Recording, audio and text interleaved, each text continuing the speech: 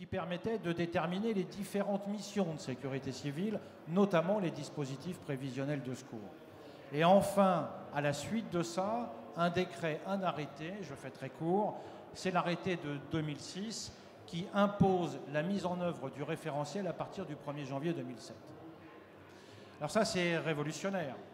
C'est révolutionnaire et c'est génial puisque pour la première fois, on remettait dans un schéma normal qui était on demande aux associations de faire une mission. Pour assurer cette mission, il faut des emplois. Pour assurer des emplois, il faut une compétence. Et enfin, la formation n'arrive seulement qu'à disposition de la compétence. L'intérêt du référentiel, c'est qu'il en a déterminé les modalités opérationnelles. Deux grands axes. Le premier, c'est qu'il permet de dimensionner le dispositif de secours avec le fameux calcul du risque, le ratio d'intervenants secouristes. Mais en même temps, il permet de déterminer les modalités opérationnelles en termes d'emploi, avec les qualifications, en termes de matériel et la répartition des lots. On est tous d'accord là-dessus. Alors, quel est l'énorme avantage de cela? C'est que d'une part, nous avons tous, du coup, une référence commune.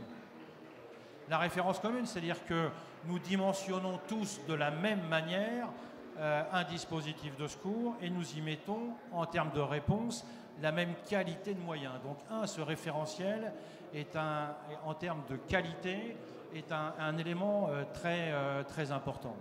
Deuxièmement, il va permettre donc non seulement de monter la barre, mais de garantir cette qualité et d'éviter ce que nous appelons la concurrence déloyale, c'est-à-dire ce qui pourrait être mis en œuvre par des associations qui ne respectent pas le cahier des charges du référentiel. Alors maintenant, on nous parlait tout à l'heure notamment d'un certain nombre de textes. Ce qui est dommage dans le référentiel de 2008 d'ailleurs, c'est que les DPS n'apparaissent pas dans le champ du secours à personne, c'est bien dommage. Alors quand on regarde le référentiel, pour faire très court, le référentiel, il y a des interprétations différentes possibles du fameux arrêté du 7 novembre 2006. La grande difficulté, c'est que si on regarde bien, le référentiel ne s'applique que pour les dispositifs pour lesquels il y a plus de 1500 personnes qui payent leur entrée. On est donc en droit de supposer qu'à partir du moment où il y a moins de 1500 personnes ou qu'il y a plus de 1500 personnes qui ne payent pas l'entrée, le référentiel ne s'applique pas.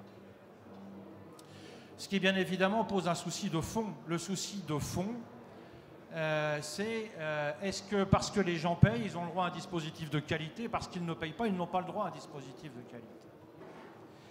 Deuxième question, vous évoquiez tout à l'heure qu'effectivement notre intervention était bénévole. Elle n'est pas bénévole, notre intervention.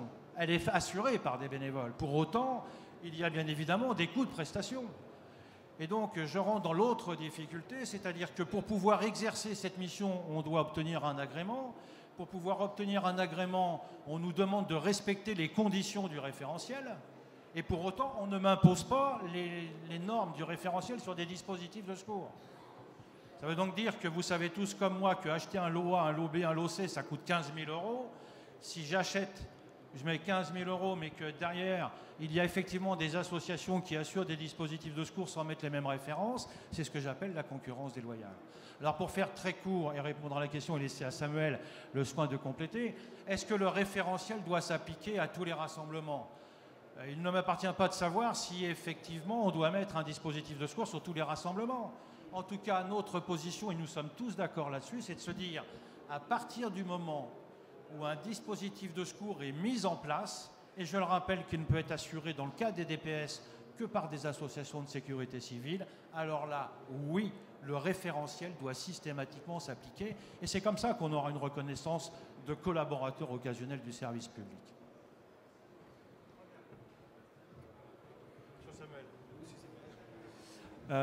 Bonjour à tous. Ceci étant dit, merci Alain pour ce propos introductif auquel je ne peux que souscrire et avec facilité puisque c'est des échanges que nous avons désormais régulièrement à travers différentes instances, le Conseil national notamment de la protection civile qui est présidé par Madame le préfet Merly et sur lesquels on s'entend sur le principe avec l'ensemble des associations. Il est évident qu'aujourd'hui, assurer l'ensemble des manifestations par les associations agréées de sécurité civile, ça relève du fantasme et c'est aujourd'hui pas possible. Pour autant, La règle, et je ne vais pas parler des heures parce qu'il n'y a pas grand-chose à rajouter, je pense qu'on répondra surtout à vos questions, c'est que effectivement ce référentiel doit s'appliquer à tout le monde, quelles que soient les associations. Et la question de l'agrément, c'est que dès lors que l'on réalise un dispositif prévisionnel de secours ou un dispositif, alors on a parlé de dispositif sanitaire sans nous associer à la santé évidemment, mais sur une couverture secouriste, il faut que ces associations répondent au fameux cahier des charges qui est le référentiel national des DPS, afin de mettre tout le monde alors sur un même pied d'égalité, mais surtout de répondre aux mêmes normes et de permettre aux organisateurs une meilleure visibilité, parce qu'aujourd'hui les organisateurs s'y perdent un petit peu entre alors la question du public, des acteurs. Oui, mais là j'ai bien besoin d'une association agréée de sécurité civile, mais ça s'arrête ici pour les acteurs, ça commence ici pour le public. Alors là, j'ai bien besoin d'une association agréée, mais là, j'en ai plus besoin. Il y a une confusion qui est assez importante pour les collectivités, pour les organisateurs privés, pour l'ensemble des organisations. Tout le monde s'y perd et ça demande un petit peu de clarification. On parlait des 1500 entrées payantes sur lesquelles on parle d'interprétation. Aujourd'hui, en tout cas, le ministère de l'Intérieur et la Direction générale de la sécurité civile parlent volontiers d'interprétation en nous disant « mais non, non, non, c'est pas vrai, tout le DPS s'applique à tout le monde, les 1500 entrées payantes, c'est uniquement l'obligation de déclaration des manifestations ». Donc là-dessus, nous avons demandé, pas plus tard encore que la semaine dernière, non, que dis-je, cette semaine, à la Direction générale de la sécurité civile, à Laurent Prévost, le préfet, de clarifier un petit peu ces situations qui permettent enfin aux associations agréées de sécurité civile de pouvoir se positionner dans une doctrine claire pour tout le monde et avec une certaine visibilité pour les organisateurs publics ou privés. On voit bien que le DPS a oublié le tout petit, quoi, ce qui est inférieur à 1500. Bon, et que là, chacun fait comme il veut, un petit peu. Hein, bon. Et qu'il faudrait aussi étendre vers le bas, si je puis dire, vers le petit. Et vers le gros. Est-ce que le DPS, là, parce que... Alors, il y a des calculs très savants, monsieur Rissetto, que vous avez mis en place et que tout le monde se plaît à reconnaître parfaitement efficaces. Mais au-delà de 100 000, là, alors après, il y a des règles qui sont un peu... ben alors j'enlève 100 000 et puis je rajoute, tchac, etc. On ne rentre pas dans une zone un peu floue, là, pour les grands rassemblements prévisionnels. Hein. Je ne parle pas des gens qui envahissent la place de la République, Charlie ou pas Charlie. Hein. Est-ce que ce référentiel, à votre avis, s'applique bien pour les très gros rassemblements? Est-ce que vous avez une réflexion là-dessus? Forcément, la question est judicieuse. Alors, le problème des grands rassemblements de foule.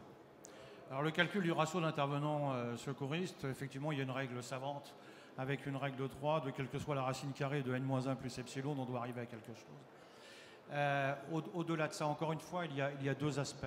Il y a l'aspect du dimensionnement du dispositif prévisionnel de secours. Et là, je ne parlerai que de l'approche secouriste, parce que bien évidemment, mais d'autres le feront tout à l'heure, il y a la notion de médicalisation des grands rassemblements. Et donc, on doit effectivement, on est sur le grand rassemblement à la limite entre un dispositif qui répond à un agrément de type D, un dispositif prévisionnel de secours, et on ne sait pas trop la limite avec un dispositif qui répond à une mission de type A, opération de secours, notamment quand on est sur un certain nombre de catégories, comme vous les évoquiez tout à l'heure, qu'il s'agisse de rêves, qu'il s'agisse des événements de Charlie et de la manifestation du dimanche. Donc sur le calcul du dimensionnement, je pense qu'effectivement, il était important d'avoir, si on avait appliqué le risque normalement, on aurait eu un nombre de secouristes conséquent qu'il était impossible de tenir. Et puis, mais ce sera probablement le débat tout à l'heure, les choses doivent être revues avec la notion de médicalisation sur l'avant. Par contre, sur le principe des modalités opérationnelles, alors en ce qui nous concerne, oui, on pense que le référentiel s'applique. C'est tout l'intérêt, c'est-à-dire que, effectivement, à partir du moment où au quotidien, toutes les associations ont un cahier des charges commun, à partir du moment où on est sur un dispositif de secours qui est piloté par un commandant des opérations de secours, il a la même référence qui s'applique pour tout le monde. Une équipe de poste de secours, c'est une équipe de poste de secours avec un LOA, une équipe d'intervention avec un LOC, etc. Donc il a les mêmes références. Ça, c'est important. Et ce qui est à retenir également, c'est deux autres notions. La première, c'est la notion du coordinateur interassociatif, qui lui, bien évidemment, doit être à disposition soit au PC commun, soit du commandant des opérations de secours. Et puis enfin, la deuxième grande notion, c'est qu'un dispositif de secours de grand rassemblement doit être capable d'anticiper une gestion de situation exceptionnelle. Et donc, et c'est là aussi tout l'intérêt de pouvoir avoir une référence commune. Bonne réponse, bonne réponse. Est-ce qu'il y a des questions dans la salle sur l'application du DPS? C'est-à-dire, est-ce que vous avez eu des difficultés, vous, avec des DPS, en participant à des DPS? C'est le moment de les signaler. Voilà. Monsieur. Bonjour, Franck Guérémy de la Croix-Rouge. Petite question par rapport au dispositif prévisionnel de secours mis en place par les sapeurs-pompiers, qu'ils appellent services de sécurité. C'est-à-dire qu'on a eu plusieurs fois sur notre département des postes de secours où la Croix-Rouge ou d'autres associations ont été sollicitées pour mettre en place un DPS. Et face à ça, il y a des propositions faites par les sapeurs-pompiers de mettre en place un service de sécurité. Donc du coup, qui n'est pas tenu, pour lesquels ils ne mettent pas en place les mêmes critères ni contraintes que nous. Donc ils proposent un binôme, 2 équipiers, voire 3 équipiers, là où nous, on devrait mettre un poste de secours à 4. Donc voilà, concurrence déloyale quelque part, ou tout du moins difficulté de communication avec les organisateurs. Avec Samuel, on s'est dit que c'était moi qui allais répondre, du coup. Alors, on est sur le sujet généraliste, pour ne pas rentrer dans le détail, ou pas dans le particulier, de la prestation de dispositifs de secours assurés par les sapeurs-pompiers. Alors, d'une part, il y a 2 éléments à donner. Le premier, c'est que les sapeurs-pompiers, au travers des unions départementales de sapeurs-pompiers, sont également des associations de sécurité civile. Et qu'au travers de cela, la Fédération nationale des sapeurs-pompiers de France a obtenu l'agrément de type D, et avec un champ géographique national, et donc un certain nombre d'UDSP qui sont agréés pour effectuer ce genre de manifestation. Deuxième élément, la difficulté, elle est parfois, c'est ce que je disais tout à l'heure, je ne réponds pas tout à fait à ton exemple, mais je vais y revenir, qui est la limite entre le A et le D, et qu'effectivement, c'est là où on a systématiquement intérêt à ce que le référentiel s'applique. Alors maintenant, je reviens sur le champ. Oui, c'est une question que nous évoquons d'ailleurs ensemble avec la Fédération des sapeurs-pompiers de France, donc il n'y a vraiment aucun souci dessus, de telle manière qu'effectivement, à l'avenir, et ça se fait de plus en plus, ce soit bien les UDSP qui assurent les dispositifs de secours, donc comme ça j'évite les problèmes de concurrence déloyale, et qu'elles aussi puissent mettre en œuvre le référentiel. Alors, vous comprenez bien que ça ne se fait pas non plus du jour au lendemain. Le sujet n'est pas évité. Vous savez qu'il y a un groupe de travail du CNPC. Je ne sais pas si vous connaissez le CNPC. C'est Madame le préfet Merly, qui aujourd'hui est présidente du CNPC. Et il y a un groupe de travail interassociatif où il y a la Croix-Blanche, l'Ordre de Malte, la Croix-Rouge, la Fédération nationale de protection civile, etc., où sont posés, moi j'en suis vice-président, Riccetto en est un membre actif, Joël Prieur aussi, c'est dommage pour l'Ordre de Malte, c'est dommage qu'il ne soit pas là, et donc où la question est posée, c'est-à-dire il faut que tous les gens qui participent au DPS soient sur le même pied d'égalité, en offrant les mêmes moyens, les mêmes méthodes et évidemment les mêmes obligations. Donc le sujet n'est pas évité. Il a déjà été abordé avec la Fédération nationale des sapeurs-pompiers de France. Et je pense que c'est comme tous les sujets qu'on n'a pas traités, quoi, hein. On trouvera une solution honorable pour tout le monde, de telle manière qu'effectivement, sur le terrain et dans les départements, et à l'occasion de tel ou tel rassemblement, il n'y ait pas les problèmes que vous avez soulevés. Donc, c'est une excellente question. Merci. Il faut dire les choses aujourd'hui, il faut dire les choses. Bonjour à tous, Thomas Roland, je suis responsable des opérations à l'UMPS 94 et je voudrais vous poser une question concernant l'application du référentiel.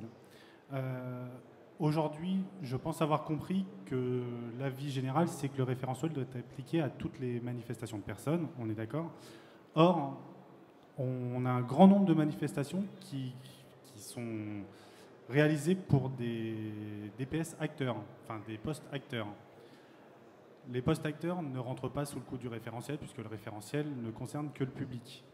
Que pensez-vous de l'application d'un référentiel pour les acteurs et comment est-ce qu'on pourrait aller de l'avant là-dessus? Je vous donne juste un petit exemple sur certaines manifestations, associations agréées. Un dispositif public très faible, un match de rugby avec des risques très forts. Le référentiel, si on prend que le public, c'est un point d'alerte et de premier secours. Or, le référentiel dit que pour toute manifestation acteur, c'est minimum une équipe de 4 personnes, qui pour moi, à mon avis général, est assez léger, mais avec des disconcordances à ce niveau-là. On se retrouve avec des matchs de rugby qui sont faits à 2 personnes, c'est déjà vu. Et je voudrais savoir quel est votre ressenti là-dessus et quels sont les axes d'amélioration pour la suite. Merci. Alors effectivement, la question est plus qu'intéressante. Sur la partie des acteurs, on parle souvent que le référentiel oublie la question des acteurs.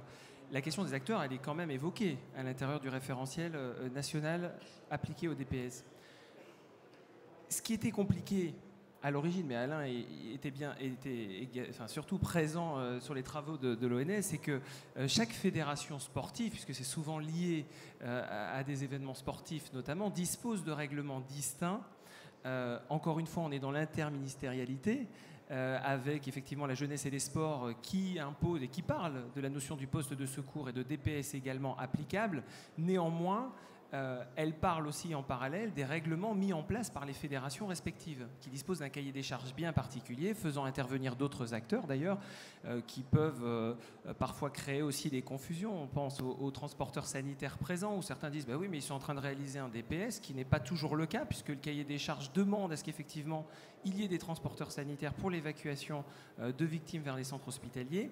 Donc il est évident que ça fait intervenir un certain nombre de partenaires et que appliquer un référentiel type pour les acteurs, sachant qu'il y a des typologies très différentes de DPS, c'est très compliqué. Néanmoins, il y a cette notion supplémentaire qui est prévue par le référentiel. Ça ne rentre pas dans votre exemple, j'en conviens, mais que si les acteurs, effectivement, ne représentent pas de risques différents du public, ils sont additionnés, et donc, de fait, le DPS s'applique. Donc, on en parle quand même, on est d'accord, évidemment. Pour le reste, soit il y a un règlement défini, soit ça relève, et ça c'est bien indiqué dans le référentiel également, de l'autorité de police compétente, qui est censée être garante de la sécurité du dispositif. Mais évidemment, sur un match de rugby, pour reprendre l'exemple, l'autorité de police, que ce soit l'autorité du maire ou de la préfecture, les sites PC, évidemment, ne s'intéressent pas à ce type de manifestation aujourd'hui. Mais moi, j'ai une idée pour aller dans ce sens-là. Peut-être qu'il ne faut pas un référentiel, mais un guide des bonnes pratiques. C'est-à-dire que, bon, on voit bien que c'est difficile d'imposer un référentiel en interministériel, et en particulier, peut-être encore plus jeunesse et au sport, parce qu'ils ont une pléiade de formes d'organisation. Mais il pourrait y avoir un guide des bonnes pratiques, en disant, bon, il y a des sports un petit peu plus dangereux, où il faudrait, etc. C'est quelque chose qui pourrait se travailler. Et puis qui pourrait être proposé. Qu'est-ce qu'il en pense, Alain, là? Mon général, on se dit tout. Bien sûr que c'est très bien d'avoir un guide de bonne pratique, mais vous savez comme moi qu'à partir du moment où il ne s'agit que de recommandations, encore une fois, il y aura ceux qui mettront en œuvre les recommandations et ceux qui ne les mettront pas. Et c'est toute la difficulté. Donc je ne réponds pas à la question, je dis simplement que nous sommes malheureusement dans un système où il serait bien qu'il y ait quelques réglementations imposées. Sinon, on aura toujours ce déséquilibre. Après, sur la problématique des sportifs, je pense que Samuel a répondu et que malheureusement, soit on sortait le référentiel destiné au public, soit on n'aurait jamais sorti de référentiel. Absolument, ça c'est tout à fait vrai. Il faut commencer par le plus facile. Voilà, Descartes. Est-ce qu'il y a d'autres questions? Oui, monsieur?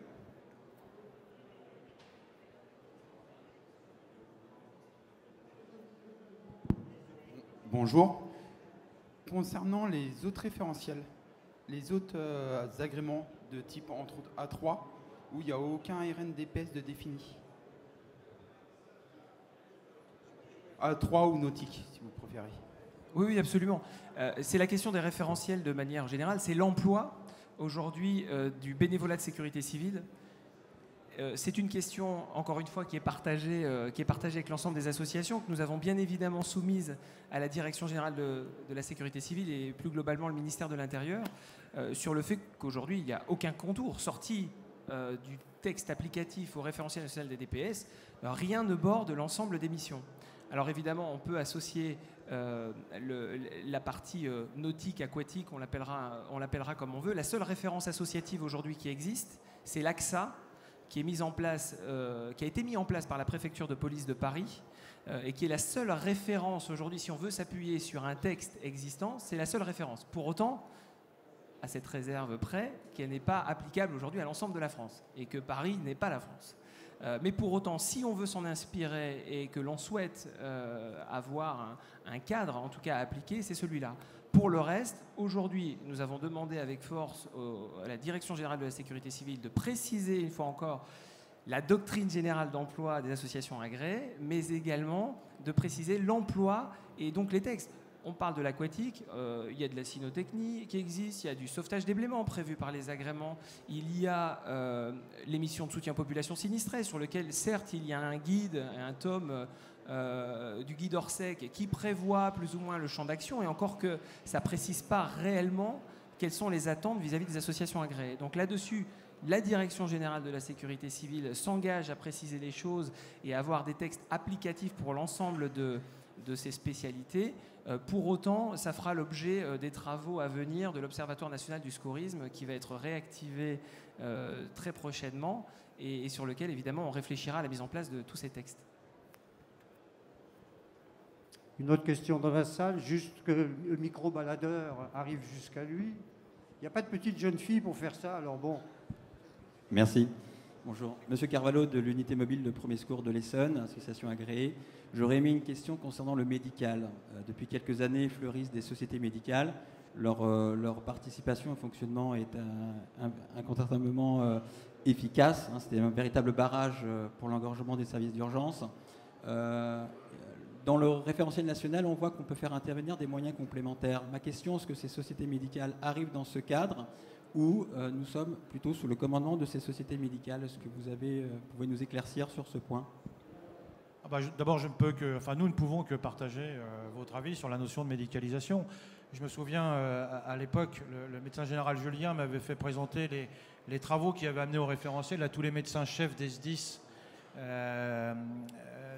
Et j'avais terminé mon intervention en disant, se pose bien évidemment le fait de savoir, oui ou non, faut-il la présence d'un médecin? Nous le pensons. Donc la notion de médicalisation, on va complètement dedans, mais c'est l'objet de la table ronde qui va suivre. Oui.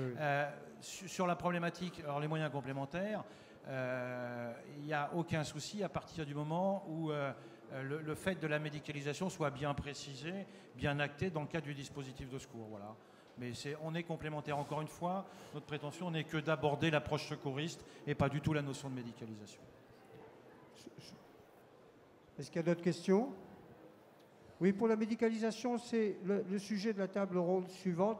Si vous voulez bien, on reste sur le DPS là pour le moment. Vous avez une question, monsieur? Est-ce que vous pouvez passer le micro, s'il vous plaît, 3 rangs devant? Voilà. Merci infiniment. Bonjour. Donc j'avais une question concernant. Vous êtes qui, monsieur? Donat de la Croix-Rouge. Eh bien. Voilà. Il ne faut pas en avoir honte. Hein, oui, non. Mais là, depuis que le référentiel DPS est sorti, on a pas mal d'années d'expérience. Est-ce qu'au-delà des critères de 1500 et gratuit payant, est-ce qu'il y a d'autres améliorations ou petites spécificités qui n'ont pas été prises en compte et qui vont être mises dedans ou pas? Voilà. Eh bien, moi, j'en ai proposé une pas plus tard qu'hier, en discussion avec M. Rissetto. Voilà. Et j'ai dit, pour la santé, je parle devant un contrôle, lorsqu'il y a un dispositif d'alerte. C'est-à-dire que quand il y a un médicament qui a des effets indésirables, lorsqu'une technique ne marche pas bien, lorsqu'un matériel est défaillant, on remplit une petite fiche et puis ça remonte jusqu'au ministère de la Santé, dans évidemment un bureau particulier, et qui recueille tout ce qui ne va pas. Et donc ça permet de réagir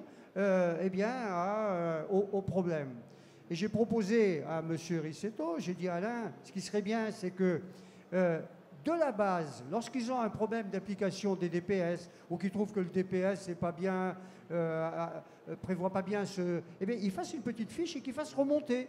Parce que je trouve que le DPS, c'est de l'information descendante, mais qu'il faut aussi de l'information montante. C'est-à-dire que du terrain, voilà. Mais est-ce qu'il y a d'autres idées que celle-là, qui est une idée pas bonne, hein, bon.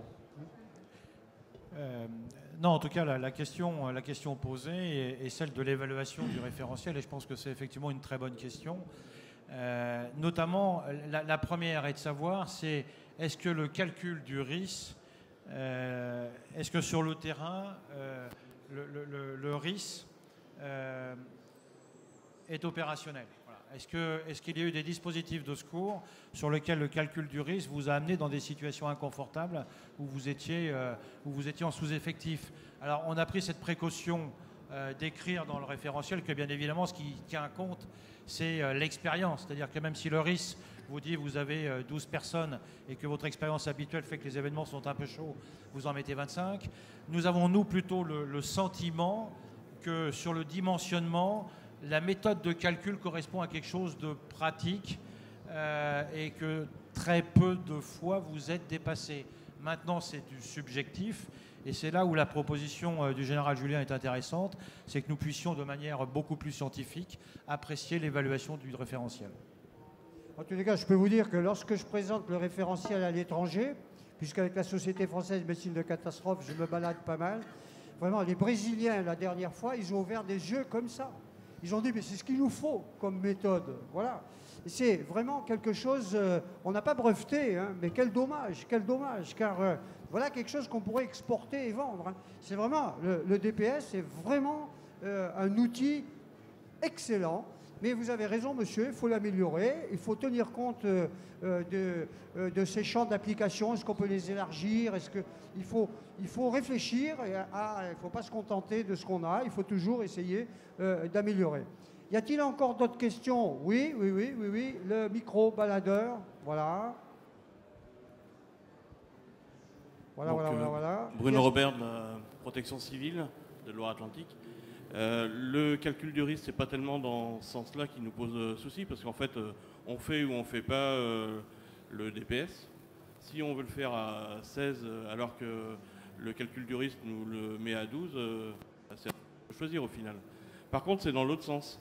Hein, dans l'autre sens, quand on dépasse des milliers, enfin des centaines de milliers de personnes sur une ville comme Nantes, hein, je viens de Nantes après tout, pourquoi pas, et qu'on nous impose, la ville de Nantes, donc l'autorité de police, nous impose une trentaine de secouristes, là par contre on se sent quand même très très mal, et tous les secouristes sur le terrain se sentent très très mal. Alors c'est vrai que les pompiers ont mis en place un centre de secours déporté pour l'occasion, mais malgré tout, ceux qui sont sur le terrain, c'est les secouristes.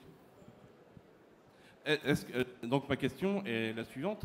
Est-ce qu'on doit tenir compte absolument de ce que nous dit l'autorité de police?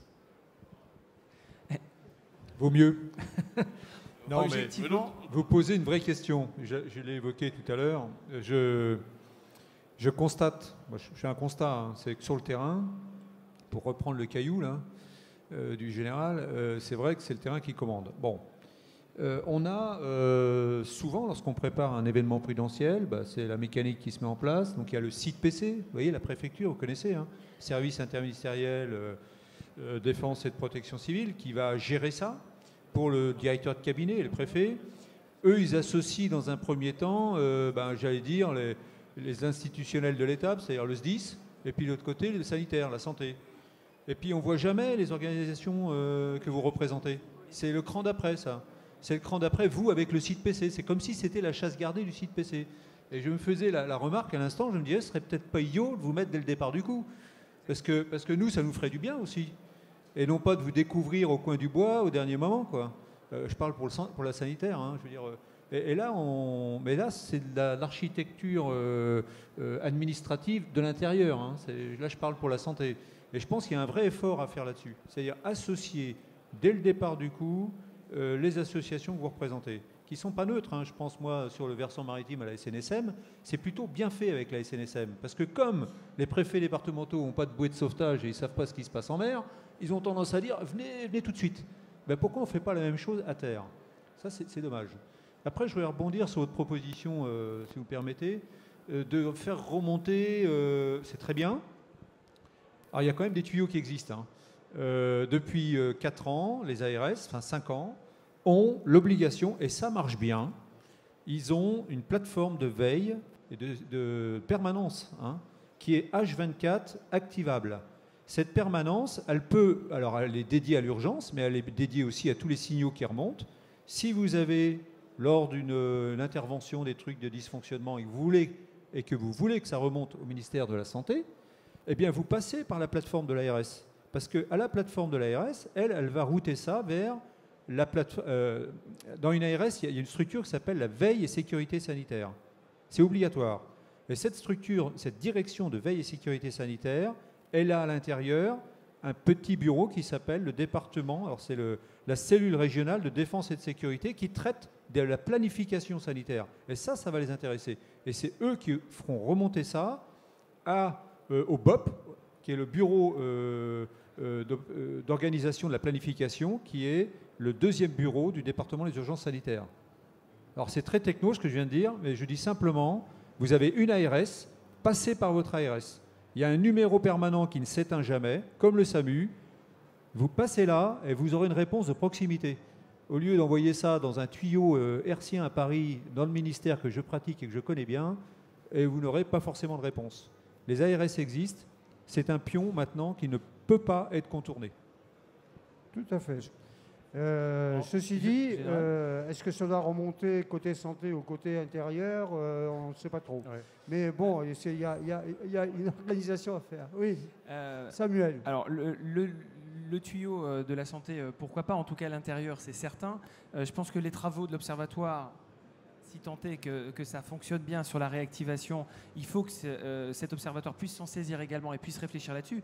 Il y a quelque chose d'assez intéressant et qui rejoint un petit peu, qui rejoint la question, c'est la généralisation, ce qui n'est pas suffisamment le cas aujourd'hui, de la planification et le fait d'intégrer les associations agréées de sécurité civile dans la planification. Alors pas seulement pour les plans de secours, mais également la planification de grands événements qui permettent aussi bien avec une collectivité ou avec une préfecture, par exemple, l'État, de pouvoir apporter une expertise qui n'est quand même pas neutre quand on voit le nombre de DPS réalisés à l'année. Et ça, il est bien trop dommage d'avoir des collectivités, quelles qu'elles soient, qui arrivent en disant, bon ben voilà, le DPS, il va se passer comme ça, il y aura 3 postes, vous allez mettre 30 secouristes, alors que, on ne va pas remettre en question, il y a peut-être une expertise interne, mais bien souvent, ça repose sur très peu de choses, et ce qui renvoie au fait de vraiment d'intégrer les associations agréées dans la planification à travers les sites PC ou les collectivités. Oui, si vous le permettez juste 2 minutes, je voudrais compléter la réponse. Si j'ai bien compris, c'est j'ai un risque qui me donne un nombre d'intervenants et le maire me demande un dispositif moins. Alors je vais être un peu décalé avec les propos de l'autorité publique, mais je ne vais pas me gêner. C'est à nous de dire non.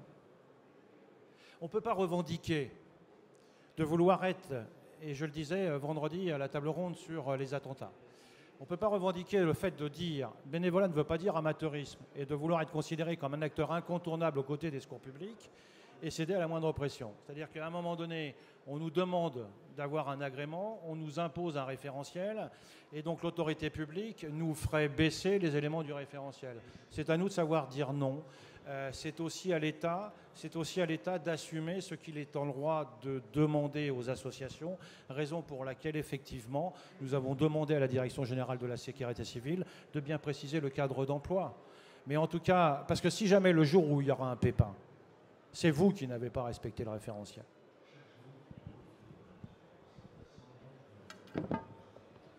Il y avait une autre question, oui, le micro. Où est le micro? Ah, il est reparti là-bas au fond, pardon.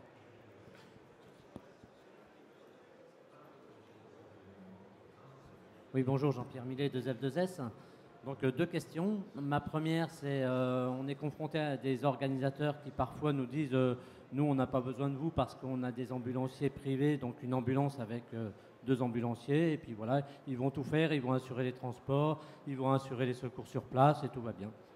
Alors bon, on leur explique que ça ne se passe pas comme ça, ils disent non, ça va aller, alors, donc c'était ma première question. Ma deuxième question, c'est au niveau des communes. Les maires ne sont pas forcément au courant de l'organisation et l'existence du référentiel DPS. Et ils tombent des nues quand on leur dit bah voilà, il vous faut des secouristes sur vos manifestations. Sur la première question, il n'y a pas de débat. très clairement, c'est la responsabilité de l'organisateur. Et je rejoins Alain là-dessus. Si les organisateurs ne respectent pas le référentiel et que vous n'y êtes pas, c'est pour leur pomme, très clairement. Donc là-dessus, il n'y a pas de débat. Soit elles sont présentes parce qu'on est dans une manifestation sportive, attention, sur les acteurs, et qui prévoit dans un règlement particulier d'intégrer des transporteurs sanitaires, là, il n'y a aucun débat. Après, est-ce qu'il faut y annexer un dispositif secouriste? Ça, c'est une autre question. Mais en tout cas, il n'y a pas de débat sur le fait privé, hors note privée, pas pour remplacer un dispositif prévisionnel de secours, ça c'est évident, et il ne dispose pas d'agrément de sécurité civile pour le faire. Et sur votre deuxième question, si vous voulez repréciser. Oui, la deuxième question, c'était par rapport aux communes où les maires ne sont pas forcément au courant. Alors là-dessus, je reviens à la planification et à l'expertise. Il faut vraiment que les associations agréées de sécurité civile ne soient pas juste le prestataire qu'on appelle et sur lequel on choisit sur catalogue quand on veut mettre en place un dispositif. Alors quand vous êtes présent dans une collectivité parce que vous avez une antenne présente, évidemment, il y a tout un travail qui se fait au quotidien de sensibilisation. À côté de ça, je pense qu'on a un vrai rôle de conseil et d'expertise. Et effectivement, et c'est dommage, bon là on est sur des grosses collectivités quand on parle de Nantes, mais c'est dommage d'avoir des collectivités qui dictent aux associations ce qui est bon pour elles ou pas. Et je pense que là, il y a vraiment une importance de l'implication des associations agréées dès le départ pour le conseil et l'accompagnement de cette autorité de police. D'autres questions? On va pas tarder à quitter le sujet, mais une question là sur les DPS. Hein, docteur, voilà. Alors Bruno Basset, je ne suis pas le docteur, je suis l'infirmier. Et en effet, sur les DPS, ça m'a fait énormément plaisir d'entendre tout à l'heure une remarque, une question concernant le secours aquatique. Moi, je suis lyonnais d'origine et proche de la montagne. J'étais il n'y a pas longtemps à un congrès à Valloire, un congrès du secours en montagne. Et aujourd'hui, les opérations de secours en montagne sont des opérations très particulières. Un énorme travail a été fait par le PGHM, par les CRS et par les sociétés de secours en montagne. Aujourd'hui, je découvre que l'Observatoire, a priori, va renaître de ses cendres. Je ne sais pas si des gens des sociétés de secours en montagne sont là, mais en tout cas, je parle pour leur nom, je parle pour les gens du PG, je parle pour les gens des CRS, parce que je connais leur travail, parce que le docteur Basset fait des gardes au secours en montagne, et parce qu'aujourd'hui, ils ont besoin d'être entendus dans leur spécificité, parce que le DPS est strictement inapplicable dans le cadre du secours en montagne. Alors, je vais faire le petit volet aide médicale, parce que je connais bien l'aide médicale en mer, et je peux vous dire qu'il y a un parallélisme très très fort entre une aide médicale en montagne et une aide médicale en mer. C'est-à-dire on part sur un terrain hostile, on ne va pas revenir au camion, hein, on part coup complet, et toutes nos études qu'on est en train de mener là sur cette aide médicale en mer prend racine sur ce qui se passe en montagne. Donc vous pourriez très bien avoir des liens avec ce que font la SNSM et ce que vous faites en montagne. C'est les territoires hostiles. Pour compléter, il n'y a pas de débat. En tout cas, nous ne sommes pas les bons interlocuteurs puisque, donc je disais, il ne faut pas se tromper de débat et il ne faut pas se tromper d'interlocuteur. On partage le même avis, raison pour laquelle effectivement ça fait partie des choses que nous avons montées à la direction de sécurité civile. Et c'est plutôt encourageant, c'est-à-dire qu'a priori, ils sont en train notamment de nous dire que des référentiels en termes de missions de type A sont en cours d'élaboration. Donc je crois qu'effectivement, on ne pourra tous que saluer le fait que des risques spécifiques et surtout des dispositifs de secours spécifiques soient pris en compte, ce qui n'avait pas du tout vocation avec le référentiel tel qu'il est décrit là. Mais on est tous d'accord, donc voilà, on peut se le dire très tranquillement. Voilà, oui, parce que c'est une très bonne question qui a été posée de manière un petit peu vive, mais c'est une très bonne question. Le DPS, effectivement, ne s'applique pas à l'ensemble des rassemblements, on l'a bien compris. Lorsque c'est des rassemblements actifs ou que ce sont des rassemblements dans des lieux qui sont... Alors, il y a la mer, il y a la montagne, il y a le souterrain, il y a, là, il y a autre chose. Et il faudrait qu'effectivement, alors peut-être pas un guide des bonnes pratiques parce que ce n'est pas opposable, mais il faut se remettre au travail et essayer de voir avec, bien sûr, tous les acteurs, y compris PGHM et les autres, avec tous les acteurs, mais ce n'est pas facile. Le DPS a au moins eu le mérite de régler les problèmes, on va dire, du quotidien. Voilà, sauf ce qui est inférieur à 1500, à mon avis, et qui sont quand même le pain quotidien des associations.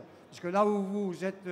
très pris, c'est justement sur ces petits rassemblements, voilà, où vous manquez peut-être un petit peu de texte opposable, en disant, bah, écoutez, vous me demandez ça, mais moi, regardez, il faut être quand même un petit peu raisonnable. On va quitter le sujet pour aborder un sujet qui a déjà un petit peu flotté là au-dessus, qui est le complément de ce que font les DPS. Ce que fait le DPS, c'est la médicalisation.